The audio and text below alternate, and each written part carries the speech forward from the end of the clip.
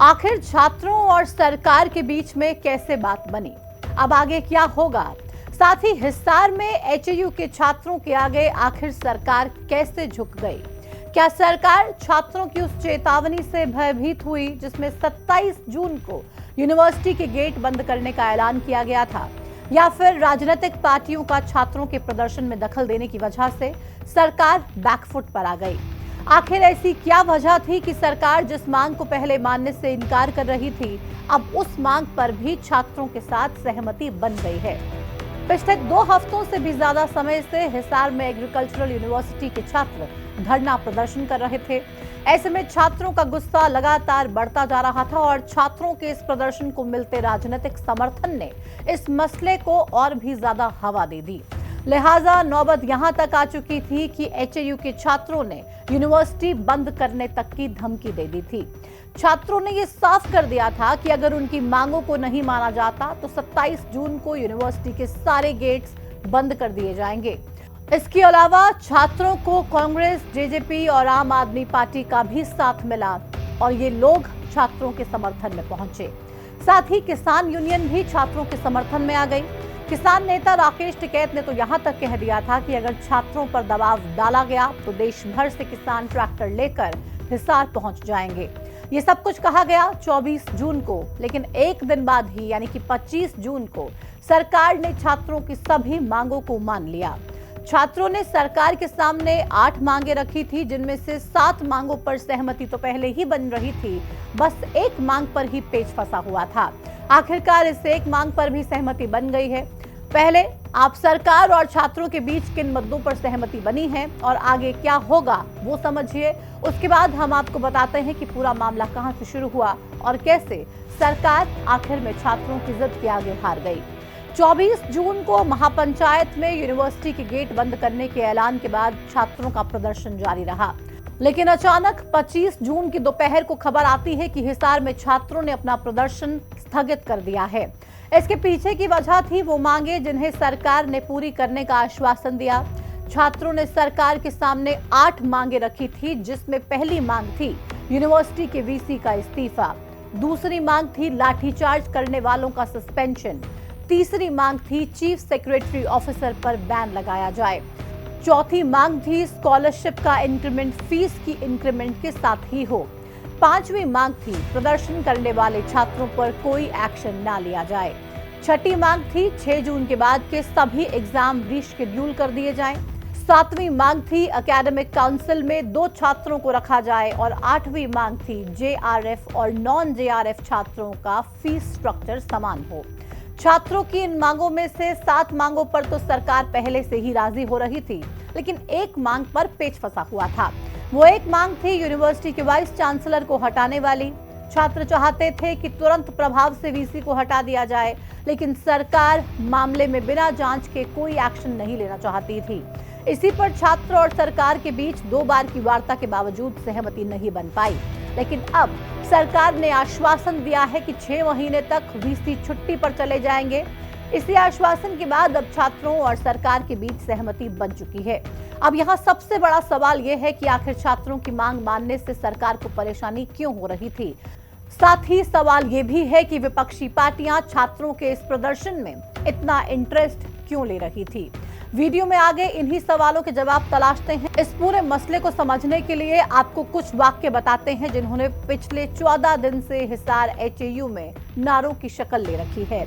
हिसार स्थित Haryana agricultural university में छात्रों ने तख्तियों पर बहुत नारे लिखे। ऐसा ही एक नारा है, किताब नहीं लाठी थामी, क्या यही है गुरु की नई कहानी। इस नारे से एचएयू के अंदर छिड़े घमासान की पूरी कहानी स्पष्ट हो जाती है। छात्रों ने ये नारे उस लाठीचार्ज के खिलाफ लिखे जो 10 जून को हिसार यूनिवर्सिटी के अंदर छात्रों पर किया गया। 10 जून की रात को करीब 10 बजे यूनिवर्सिटी के अंदर जब छात्र वीसी से मिलने की मांग कर रहे थे तो उन पर सिक्योरिटी गार्ड्स, कुछ प्रोफेसर्स और रजिस्ट्रार ने लाठियां बरसा दी। छात्रों ने आरोप लगाया कि ये सब कुछ वाइस चांसलर के इशारे पर ही हुआ है। इसी लाठीचार्ज के बाद हिसार में छात्रों का प्रदर्शन भड़क गया। जिन छात्रों को चोट आई वो अस्पताल में भर्ती थे और बाकी छात्र यूनिवर्सिटी में धरना प्रदर्शन कर रहे थे। ये धरना 25 जून की दोपहर तक जारी था, जो फिलहाल स्थगित हो गया है।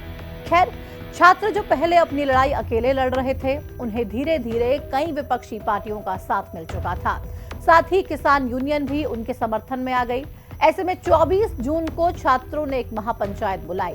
यूनिवर्सिटी की गेट नंबर 4 पर हुई इस महापंचायत में छात्र, किसान, विपक्षी दलों के नेता और कई संगठन प्रतिनिधि शामिल हुए। विपक्षी दलों में कांग्रेस, जेजेपी, इनेलो के नेताओं ने छात्रों के इस महापंचायत में शामिल होकर अपनी अपनी राय रखी और उन्हें समर्थन दिया। साथ ही किसान नेता राकेश टिकैत ने भी यहां छात्रों को संबोधित करते हुए सरकार को चेतावनी दी। सभी नेताओं ने बारी बारी अपने भाषण दिए। छात्रों को ये विश्वास दिलाया गया कि उनके साथ ये तमाम लोग खड़े हैं। इसी के साथ ही कुछ महत्वपूर्ण फैसले भी हुए। फैसले ऐसे जो सरकार को सीधे चेतावनी देने वाले थे। मंच से ऐलान हुआ कि अगर वाइस चांसलर को नहीं हटाया गया तो 27 जून को एचयू के सभी गेट्स को बंद कर दिया जाएगा। मतलब एक हिसाब से यूनिवर्सिटी का चक्का जाम हो जाएगा। करीब 1 घंटे तक चली इस मीटिंग के बाद ये साफ हो गया कि अब छात्र सरकार से आर पार की लड़ाई लड़ने के मूड में हैं। ऐसे में सवाल ये उठता है कि आखिर छात्रों का गुस्सा इतना उबाल क्यों मार रहा था? क्या सरकार इस मसले को सुलझाने के लिए पहले कुछ भी नहीं कर रही थी या फिर बात कुछ और थी? दरअसल जब भी कोई विरोध या फिर प्रदर्शन होता है तो सरकार का प्रयास तो यही होता है कि सब कुछ जल्द से जल्द और शांति से सुलझा लिया जाए ताकि सरकार की साख पर किसी भी तरीके के सवाल ना उठें। इस मामले में भी सरकार के प्रयास कुछ इसी तरह के रहे। सरकार ने इस मसले को सुलझाने के लिए एक कमेटी का गठन किया। इस कमेटी में शिक्षा मंत्री महिपाल ढांडा, कैबिनेट मंत्री रणबीर गंगवा, मंत्री कृष्ण बेदी और विधायक रणधीर पनिहार को शामिल किया गया। कमेटी बनने के बाद कमेटी के सदस्यों ने हिसार में छात्रों के साथ बातचीत की। छात्रों ने अपनी 8 मांगे कमेटी के सामने रखी। ये वही मांगे हैं जो हम आपको पहले वीडियो में बता चुके हैं। छात्रों की इन 8 मांगों में से सरकार की ओर से बनाई गई कमेटी ने 7 मांगों को मान लिया, लेकिन सबसे पहली मांग जिसमें वीसी को तुरंत प्रभाव से हटाने की मांग रखी गई थी, उसे नहीं माना गया था। इसी के चलते सरकार और छात्रों के बीच 2 बार की जो वार्ता थी वो विफल रही। छात्रों का ये आरोप है कि उनके साथ हुई मारपीट में वीसी की सहमति थी। बगैर वीसी की सहमति के यूनिवर्सिटी में कुछ भी नहीं होता है और यही कारण है कि छात्र वीसी को हटाने की मांग पर लगातार अड़े रहे। लेकिन शिक्षा मंत्री महिपाल ढांडा का यह कहना था कि जांच के बाद ही नियमों के तहत वीसी पर कार्रवाई हो सकती है। हालांकि अब सरकार ने इस मांग को भी मान लिया है। ये तो थी सरकार और छात्रों के बीच पहले ना बनने वाली बात, लेकिन अब बात उस सियासत पर भी कर लेते हैं जो इस प्रदर्शन के साथ ही शुरू हो चुकी थी। सभी राजनीतिक पार्टियों के लिए युवाओं का मुद्दा सबसे ज्यादा अहम रहता है। इसलिए जब छात्रों ने ये मुद्दा उठाया तो प्रदेश में सियासी माहौल गर्मा गया। छात्रों के इस प्रदर्शन ने प्रदेश की मुख्य विपक्षी पार्टी कांग्रेस के नेताओं ने खूब सियासी तड़का लगाया और जेजेपी, इनेलो जैसी पार्टियों ने इस मुद्दे को बखूबी भुनाया। जेजेपी इस मसले पर राज्यपाल से भी मिलाई। कुल मिलाकर विपक्ष ने छात्रों की मांगों को वाजिब बताते हुए सरकार से मामले में तुरंत संज्ञान लेने की मांग की, जिसके बाद सीएम नायब सिंह सैनी ने भी ये कह दिया कि सरकार हर मोर्चे पर छात्रों के साथ खड़ी है और उन्हें कोई समस्या नहीं आने दी जाएगी। लेकिन सीएम के इस बयान से भी बात नहीं बनी और अब स्थिति यहां तक बिगड़ चुकी थी कि छात्र यूनिवर्सिटी बंद करने पर उतर आए थे। हालांकि अब सब कुछ फिलहाल ठीक हो गया है, लेकिन सवाल ये उठता है कि अगर सरकार पहले वीसी को नहीं हटाना चाहती थी तो फिर अब वीसी को 6 महीने की छुट्टी पर क्यों भेजा जा रहा है? क्या इसके पीछे छात्रों की यूनिवर्सिटी बंद करने की चेतावनी थी या फिर कोई और वजह? आपको क्या लगता है, सरकार ने छात्रों की बातें क्यों मानी हैं? कमेंट सेक्शन में हमें जरूर बताइएगा। और इस तरीके की तमाम जो विरोध प्रदर्शन होते हैं छात्रों के साथ यूनिवर्सिटीज में, कॉलेजेस में युवाओं को अलग अलग तरीके की परेशानियों का सामना करना पड़ता है। ऐसे में सरकार का क्या फर्ज बनता है? क्या छात्रों के हकों को सुरक्षित करना, उनकी सुरक्षा को सुनिश्चित करना सरकार की सबसे पहली प्राथमिकता होनी चाहिए? कमेंट सेक्शन में जुड़िए और अपनी राय हमारे साथ साझा कीजिए। फिलहाल इस वीडियो में इतना ही। मुझे दीजिए इजाजत। नमस्कार।